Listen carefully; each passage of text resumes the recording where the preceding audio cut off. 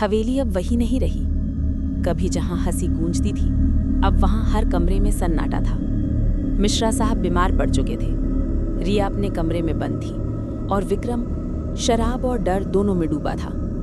लेकिन एक आदमी था जो पहले से ज्यादा शांत और खतरनाक हो चुका था, आरव। रात के सन्नाटे में आरव ने हवेली की बिजली बंद कर दी।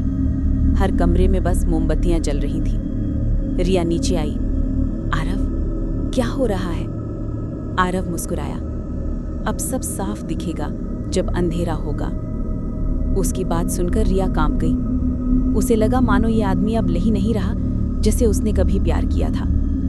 अगली सुबह विक्रम अपने ऑफिस नहीं पहुंचा। उसकी गाड़ी शहर के बाहर जली हुई मिली।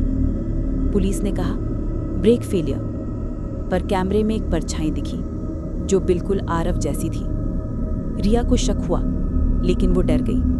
उसने पहली बार आरव से नजरें चुराईं। उसी रात आरव मिश्रा साहब के कमरे में गया। बूढ़ा आदमी ऑक्सीजन मास्क पर था। आरव धीरे से बोला, आपको याद है वो छोटी बच्ची जिसे आपने प्रोजेक्ट A17 में भेजा था? वो मेरी बेटी थी। मिश्रा के हाथ कांपने लगे। आरव ने आगे कहा, आपकी गलती से वो मरी, और आप बोले कवर अप पूरा। बूढ़े मिश्रा की आंखों से आंसू बह निकले।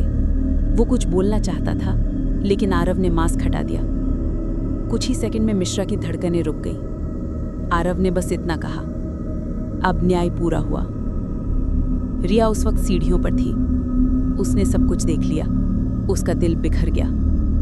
वो रोते हुए बोली, तुमने मेरे पापा को मार दिया? आरव की आंखों में आंसू थे। मेरे पापा ने मेरी बेटी को मारा था रिया। रिया ने थप्पड़ मारा।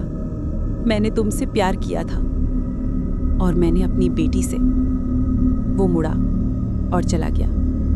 उसके कदमों की आवाज हवेली में गूंज रही थी, जैसे मौत खुद जल रही हो। अगले दिन पुलिस हवेली पहुंची। रिया ने सब बताया, लेकिन उसने एक बात छुपाई कि आरव ने जाने से पहले उसे एक पेन ड्राइव दी थी जिसमें प्रोजेक्ट A17 के सारे सबूत थे। उसने कहा, इससे साबित होगा कि मेरी बेटी निर्दोष थी। रिया ने वो पेन ड्राइव प्रेस को दे दी। मिश्रा ग्रुप ध्वस्त हो गया। सच सबके सामने आ गया। कई महीने बाद एक पहाड़ी गांव में एक आदमी दिखाई देता है। सफेद दाढ़ी, पुराने कपड़े और एक पुरानी फोटो हाथ में। वो आरव था। उसने झील के किनारे बैठकर आसमान की तरफ देखा और कहा, बेटी, तेरे लिए किया सब, अब मैं खाली हूं। झील की लहरें चमक उठी। धीरे धीरे वो उठकर चला गया, और उसके पीछे की हवा में बस यही आवाज गूंजी, सीक्रेट राजा दा, द एंड और बिगिनिंग।